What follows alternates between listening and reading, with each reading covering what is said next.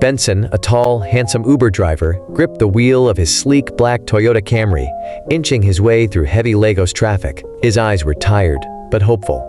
He was on his way to inspect a well-furnished two-bedroom apartment that he'd been saving for months to rent. He'd been looking for a place to finally call his own, something to separate himself from the constant hustle of his Uber driving life. Tonight, he had a rare opening in his schedule, and he wasn't about to miss this last available apartment in the area. Just as Benson arrived at the apartment complex, a flashy red car pulled up, screeching to a stop nearby. Out stepped Abimbola, a striking young woman with flawless skin and an impeccable sense of style. Her fitted dress and designer handbag spoke of her work as a fashion designer, someone who lived and breathed style. She exuded confidence but was visibly stressed as she checked her watch impatiently. Both of them approached the building entrance, reaching for the door handle at almost the same moment. Their eyes locked for a split second before Abimbola jerked her hand back, irritation flaring in her eyes. "Excuse me, I booked an appointment to see this apartment first," she said, her tone as sharp as a tailor's needle. Benson, taken aback by her sudden hostility, squared his shoulders. "Well, you may have booked, but it's first come, first serve, right?" he replied, his voice calm but firm.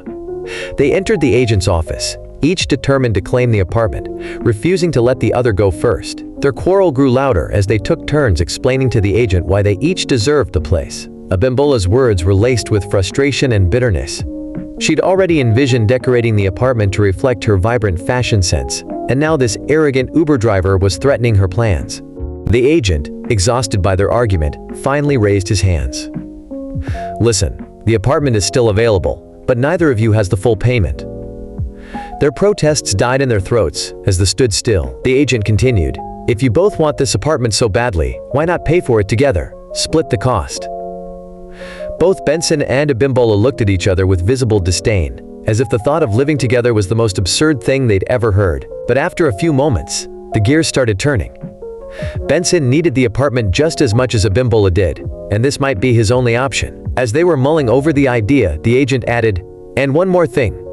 The landlord only rents to married couples only. Single tenants are not allowed." The room fell silent. Abimbola's eyes widened. "What?" while Benson scratched his head, both digesting this unexpected twist. "Just pretend," Benson whispered, trying to look serious. "It's not like we actually have to be together for real. We just need to fool the landlord until we're in." Abimbola rolled her eyes, but eventually nodded, realizing it was either this or finding herself back at square one, looking for another place.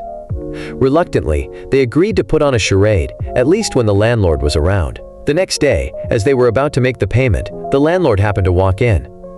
Quick on her feet, Abimbola threw her arms around Benson, smiling an overly sweet, forced smile that barely masked her discomfort. "Oh honey," she said, through gritted teeth, "I'm so glad we're finally doing this. Isn't it exciting to start our lives together?" She tightened her grip around his arm, and he responded with an equally fake smile, squeezing her hand as if they were the happiest couple in Lagos. The landlord, fooled by their act, beamed. "A beautiful couple indeed. You two look perfect together." He gave his approval, and they sealed the deal. However, moving in together brought on a storm of challenges neither had anticipated. Their personalities clashed at every turn. Benson was relaxed, unbothered by things like leaving his shoes scattered in the hallway or using his phone at all hours. Abimbola, on the other hand, was meticulous and a stickler for cleanliness, her fashion designer's eye offended by any hint of disorder. Every little disagreement blew up into a full-blown argument. They couldn't stand each other's habits, and the only time they pretended to be a couple was when the landlord came around.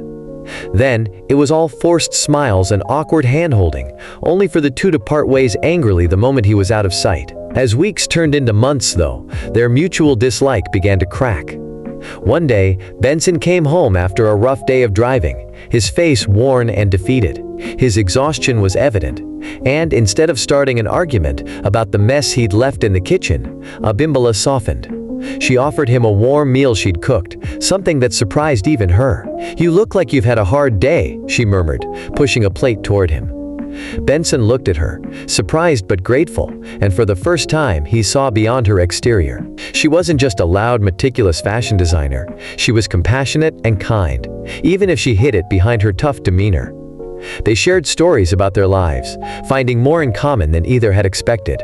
Benson talked about his struggle to make a living as an Uber driver in a city as challenging as Lagos, while Abimbola shared her journey of fighting to make a name in the fashion industry, facing judgment and competition at every turn. Gradually, the ice melted. They began spending more time together outside their shared act for the landlord. Their late-night talks turned into genuine laughter, and their shared meals became a ritual. When the landlord came around, they didn't have to pretend anymore. They genuinely enjoyed each other's company. But then, just as things were beginning to seem perfect, a misunderstanding shook their fragile bond. Benson had been saving money in hopes of eventually moving to a larger apartment on his own, and Abimbola stumbled across his hidden stash. Feeling betrayed, she accused him of planning to leave her stranded. "You're just like everyone else," she cried, her voice trembling. "You used me to get this apartment, and now you're planning to leave." Benson, shocked and hurt, tried to explain, but Abimbola shut him out, refusing to listen. She packed her bags, ready to leave the apartment and the person she'd grown to care for. Just as she reached the door, Benson blocked her way, his eyes filled with sincerity.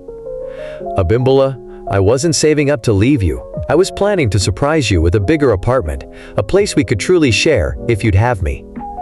Her anger dissolved as she saw the truth in his eyes.